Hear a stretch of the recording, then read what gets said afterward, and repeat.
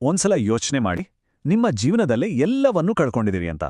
ಹಣ, ಭವಿಷ್ಯ, ಭರವಸೆ ಎಲ್ಲವೂ ಶೂನ್ಯ. ಆದರೆ ಕೇವಲ ಒಂದೇ ಒಂದು ಅಭ್ಯಾಸ ನಿಮ್ಮ ಇಡೀ ಜೀವನವನ್ನೇ ಬದಲಾಯಿಸ್ಬಿಟ್ರೆ ಹೇಗಿರುತ್ತೆ? ಇದು ಅಂಥದ್ದೇ ಒಬ್ಬ ವ್ಯಕ್ತಿಯ ಕಥೆ. ಕೆಲವೊಮ್ಮೆ ನಮ್ಗೆಲ್ಲ ಹೀಗನ್ನಿಸ್ತಲ್ವಾ, ಎಷ್ಟೇ ಕಷ್ಟಪಟ್ರೂ ಜೀವನದಲ್ಲಿ ಒಂದು ಇಂಚ್ ಕೂಡ ಮುಂದೆ ಹೋಗ್ತಾ ಇಲ್ಲ, ಇದ್ದ ಜಾಗದಲ್ಲೇ ಇದ್ದೀವಿ ಅಂತ. ನಾವೀಗ ನೋಡಕ್ ಹೊರಟಿರುವ ಕಥೆಯ ನಾಯಕನ ಪರಿಸ್ಥಿತಿನೂ ಥೇಟ್ ಇದೇ ರೀತಿ ಇತ್ತು. ಸರಿ, ಹಾಗಾದ್ರೆ ಬನ್ನಿ ಈ ಕಥೆಯ ನಾಯಕ ಥಾಮಸ್ ಬಗ್ಗೆ ತಿಳಿದುಕೊಳ್ಳೋಣ. ಆತನ ಜೀವನ ಯಾಕೆ ಹಿಮ್ಮುಖವಾಗಿ ಸಾಗ್ತಿತ್ತು ಅಂತ ಮೊದಲು ನೋಡೋಣ. ನೋಡಿ, ಥಾಮಸ್ಗೆ 32 ವರ್ಷ. ಕೆಲ್ಸ ಮಾಡ್ತಿದ್ದಿದ್ದು ರಾತ್ರಿ ಪಾಳಿಯ ಸೆಕ್ಯೂರಿಟಿ ಗಾರ್ಡ್ ಆಗಿ. ಅಂದ್ರೆ ಇಡೀ ಪ್ರಪಂಚ ಬೆಳಿಗ್ಗೆ 6 ಗಂಟೆಗೆ ಎದ್ದು ತಮ್ಮ ಕನಸುಗಳನ್ನ ನನ್ಸ್ ಮಾಡ್ಕೊಳ್ಳೋಕೆ ಹೊರಡ್ತಿದ್ರೆ, ಥಾಮಸ್ ಮಾತ್ರ ಆ ಸಮಯಕ್ಕೆ ಕೆಲ್ಸ ಮುಗಿಸಿ ಮನೆಗ್ ಬಂದು ಮಲಗ್ತಿದ್ದ. ಜಗತ್ತು ಮುಂದಕ್ಕೆ ಹೋಗ್ತಿದ್ರೆ ತಾನು ಮಾತ್ರ ನಿದ್ರೆಯಲ್ಲೇ ಸಿಕ್ಕಾಕೊಂಡ ಹಾಗೆ ಅವನಿಗೆ ಅನಿಸ್ತಾ ಇತ್ತು. ಅವನ ಮನಸ್ಸಲ್ಲಿ ಒಂದೇ ಒಂದು ಪ್ರಶ್ನೆ ಸದಾ ಕಾಡ್ತಾ ಇತ್ತು: ನನ್ನ ಜೀವನ ಪೂರ್ತಿ ಹೀಗೆಯೇ ಇರುತ್ತಾ ಅಂತ. ಇಷ್ಟೆಲ್ಲ ಕಷ್ಟಪಟ್ಟು ದುಡಿದ್ರೂ ಯಾಕೆ ಒಂದು ಚೂರು ಪ್ರಗತಿ ಇಲ್ಲ ಅನ್ನೋ ಹತಾಶೆ ಅವನನ್ನ ಸಂಪೂರ್ಣವಾಗಿ ಆವರಿಸಿಕೊಂಡಿತ್ತು. ಆದರೆ ಕತ್ತಲೆಯ ನಂತರ ಬೆಳಕು ಬಂದೇ ಬರುತ್ತಲ್ವಾ? ಥಾಮಸ್ ಜೀವನದಲ್ಲೂ ಒಂದು ದೊಡ್ಡ ತಿರುವು ಬಂತು. ಒಂದು ಕೌಟುಂಬಿಕ ಬಿಕ್ಕಟ್ಟು ಮತ್ತು ಒಂದು ಅನಿರೀಕ್ಷಿತ ಭೇಟಿ ಅವನ ಜೀವನದ ದಿಕ್ಕನ್ನೇ ಬದಲಾಯಿಸಿಬಿಟ್ಟು. ಥಾಮಸ್ನ ಆ ಹತಾಶೆಯ ಚಕ್ರದಿಂದ ಹೊರಗೆ ತಂದಿದ್ದು 2 ಪ್ರಮುಖ ಘಟನೆಗಳು. ಮೊದಲನೆಯದು ಅವನ ತಾಯಿಯ ಆರೋಗ್ಯದಲ್ಲಿ ಆದ ಏರುಪೇರು. ನಿನ್ನ ಜೀವನವನ್ನ ಹೀಗೆ ವ್ಯರ್ಥ ಮಾಡಬೇಡ ಅಂತ ಅವರು ಹೇಳಿದ ಮಾತು ಅವನ ಎದೆಗೆ ನಾಟಿತು. ಇನ್ನು ಎರಡನೆಯದು, ಒಂದು ದಿನ ಮುಂಜಾನೆ ಬಸ್ನಲ್ಲಿ ಪ್ರಯಾಣ ಮಾಡಬೇಕಾದ್ರೆ ಯಶಸ್ವಿ ಉದ್ಯಮಿಯಾದ ಮಿಸ್ಟರ್ ಚುನ್ ಅವರ ಪರಿಚಯ ಆಗಿದ್ದು. ಆಗ ಮಿಸ್ಟರ್ ಚುನ್ ಥಾಮಸ್ಗೆ ಒಂದು ಸೀಕ್ರೆಟ್ ಹೇಳಿದ್ರು. ಬೆಳಗ್ಗೆ 5ರಿಂದ 7 ಗಂಟೆಯ ನಡುವಿನ ಸಮಯ ಇದೆಯಲ್ಲ, ಅವು ಮಾಂತ್ರಿಕ ಘಂಟೆಗಳು ಅಂತ.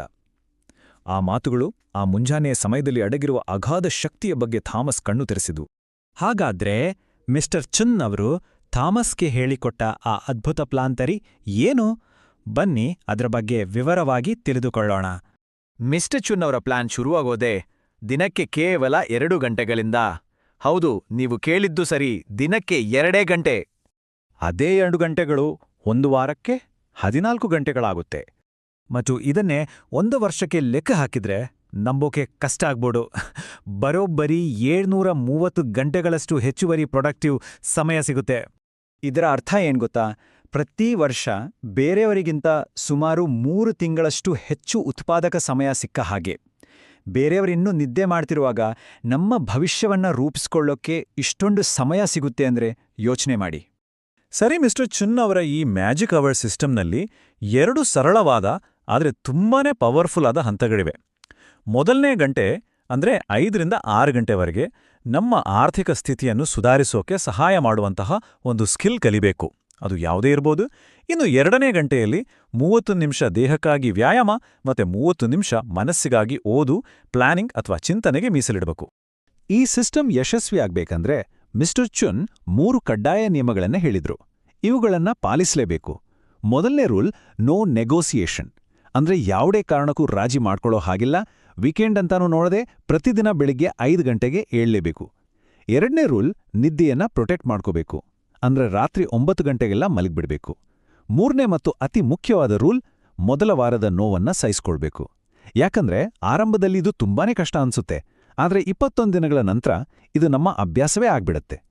ಸರಿ, ಈಗ ಥಾಮಸ್ ಈ ಸಿಸ್ಟಮ್ನ ಹೇಗೆ ಅಳವಡಿಸಿಕೊಂಡ ಮತ್ತು ಕೇವಲ 90 ದಿನಗಳಲ್ಲಿ ಅವನ ಜೀವನದಲ್ಲಿ ಯಾವ ರೀತಿ ಅದ್ಭುತ ಬದಲಾವಣೆಗಳಾದವು ಅಂತ ನೋಡೋಣ ಬನ್ನಿ.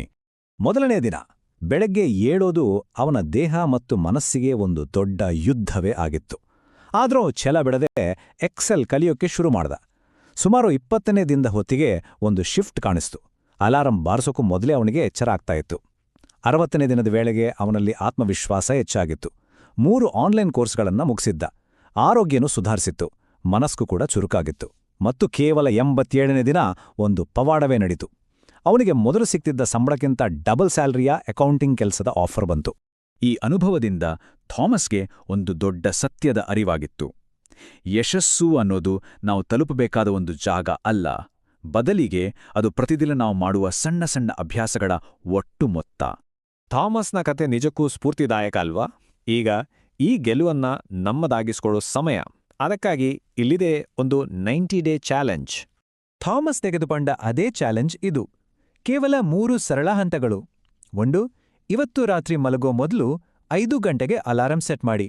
ಆದ್ರೆ ನೆನಪಿಡಿ, ಫೋನ್ ಅಥವಾ ಅಲಾರಂ ಕ್ಲಾಕನ್ನ ಹಾಸಿಗೆಯಿಂದ ದೂರ ಇಡಬೇಕು. 2.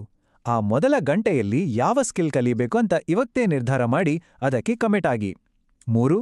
ಸಂಜೆಯ ಡಿಸ್ಟ್ರಾಕ್ಷನ್ಸ್ಗಳಿಂದ ಕಟ್ ಮಾಡಿ ರಾತ್ರಿ 9 ಗಂಟೆಗೆ ಮಲಗೋದನ್ನ ಒಂದು ಆದ್ಯತೆಯಾಗಿಸ್ಕೊಳ್ಳಿ. ನಮ್ಮ ಭವಿಷ್ಯ ಆ ಅಲಾರಾಂನ ಇನ್ನೊಂದು ಬದಿಯಲ್ಲಿ ಕಾಯ್ತಾ ಇದೆ.